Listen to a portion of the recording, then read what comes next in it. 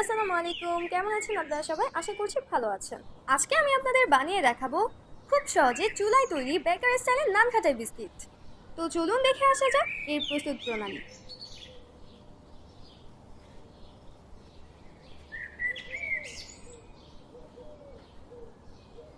এখন এখানে একটা মিক্সিং বোল নিয়ে নিয়েছি এবং এখানে দিয়ে দিচ্ছি 1 কাপ ময়দা,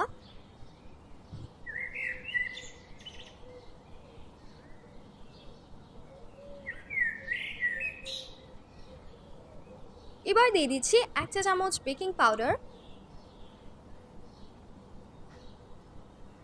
এখন দিচ্ছি হাফ কাপ সুগার পাউডার।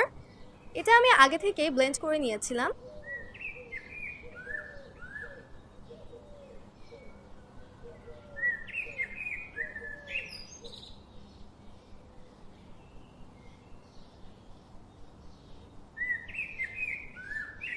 এবার এখানে অ্যাড করলাম 3 চা চামচ পরিমাণ গুঁড়ো দুধ।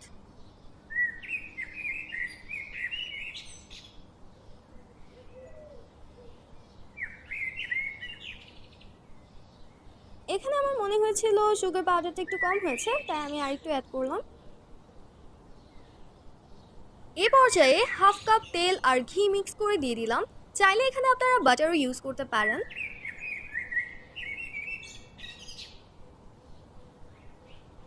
এখন এটাকে ভালোভাবে মিক্স করে একটা ডোতে পরিণত করতে হবে।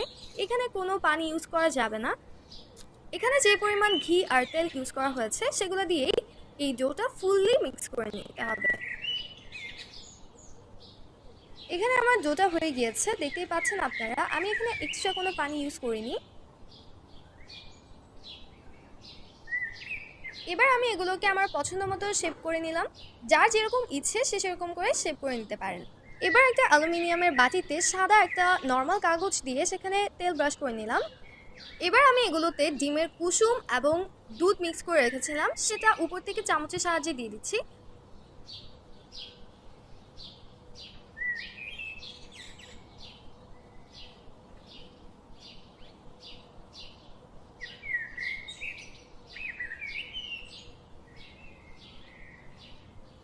এখন আমি এখানে বাদাম কুচি দিয়ে দিয়েছি। আপনারা এখানে চাইলে সাদা তিল বা কিশমিশও ইউজ করতে পারেন।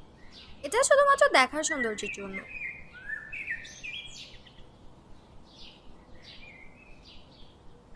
এখন চুলায় একটা ননস্টিক প্যানে একটা স্ট্যান্ড বসিয়ে সেখানে ট্রেটা দিয়ে দিলাম।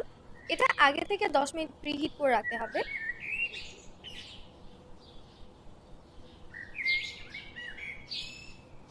এখন এটাকে 30 মিনিটের জন্য ঢাকনা দিয়ে ঢেকে রেখে দিলাম।